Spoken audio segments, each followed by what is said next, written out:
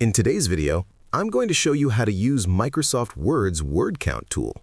Whether you're writing an essay, a report, or just need to track your word count for any reason, this tool is super helpful.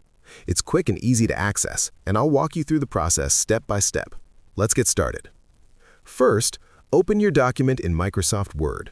Once it's open, go to the Review tab at the top of the screen. In this tab, you'll find the Word Count option, which is located in the Proofing group.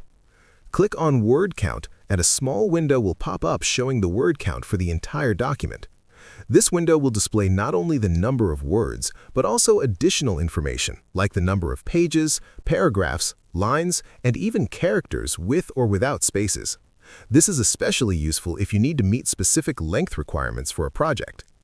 If you want to track the word count for just a section of the document, you can highlight the text you want to count.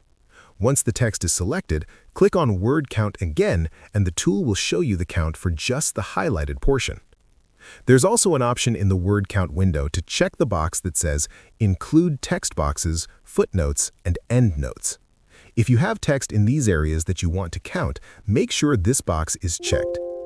Another helpful feature is that you can set Microsoft Word to automatically show the word count in the status bar at the bottom of your document as you type, making it easy to keep track of your progress without having to open the word count window every time.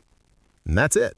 You now know how to use Microsoft Word's word count tool to track your word count for your entire document or just specific sections.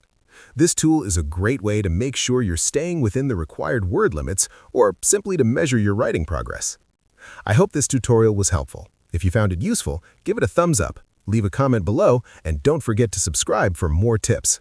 Thanks for watching, and I'll see you in the next video.